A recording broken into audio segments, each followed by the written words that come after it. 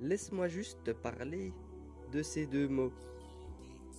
Ils changeront ta compréhension et tu apprécieras plus ta lecture du Coran, Inch'Allah. Et le cœur de la mère de Moussa devint vide. Peu s'en fallut qu'elle ne divulgât tout, si nous n'avions pas renforcé son cœur pour qu'elle restât du nombre des croyants. وأصبح فؤاد أم موسى فارغا إن كادت لتبدي به لولا أن ربطنا على قلبها لتكون من المؤمنين.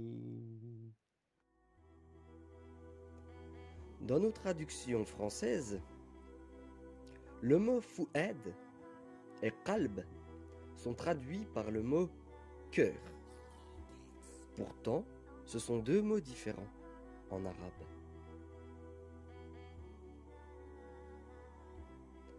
On peut clairement relever un manque dans nos traductions françaises. Quelle est la différence entre ces deux termes? C'est ce que nous allons voir tout de suite, Inch'Allah. Fouad vient de fa'ada, qui signifie intensifier, rôtir, comme lorsque l'on rôtit un poulet par exemple. En d'autres termes, lorsque vous êtes extrêmement énervé, inquiet, ou content, ou que sais-je, lorsque vous êtes dans une émotion extrême, le mot fouad est utilisé.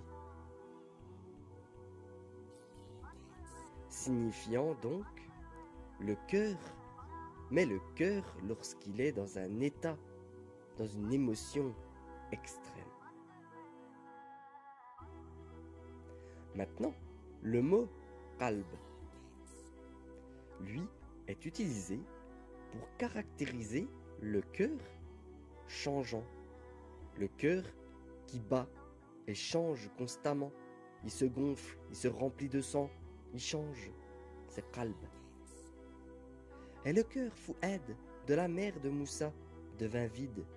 Peu s'en fallut qu'elle ne divulgât tout si nous n'avions pas renforcé son cœur, qalb, pour qu'elle restât du nombre des croyants. Vous comprenez maintenant? Ou pas encore? On va le voir tout de suite, Inch'Allah. Sa mère dépose son bébé dans un fleuve, dans un petit coffret sur le Nil.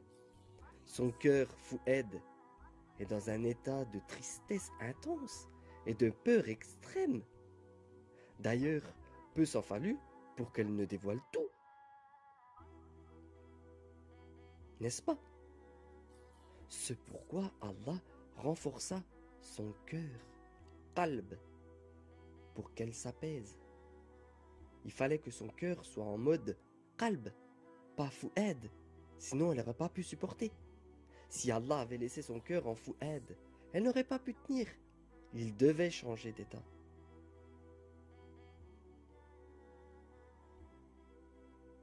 Subhanallah.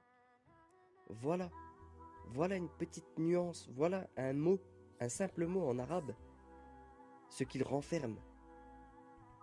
Voilà les subtilités perdues, malheureusement, dans nos traductions.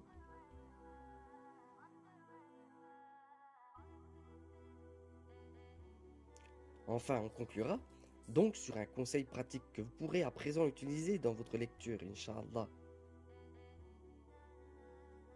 Et ce, même si vous ne lisez pas la langue arabe. Avec la phonétique, vous pourrez trouver, lorsque vous tomberez sur le mot cœur, recherchez duquel il s'agit. Fouad ou qalb? Le cœur dans une extrême, dans une intensité d'émotion, ou qalb lorsqu'il est normal? Ça va vous aider dans votre compréhension. Le contexte, vous allez comprendre beaucoup mieux le Coran. Voilà, j'espère que cette vidéo vous aura plu. N'hésite surtout pas à me le dire et à me faire part de tes retours dans les commentaires, Inch'Allah. Je me ferai un plaisir de te répondre.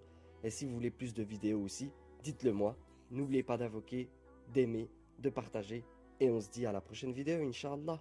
Assalamu alaikum wa rahmatullahi wa barakatuh.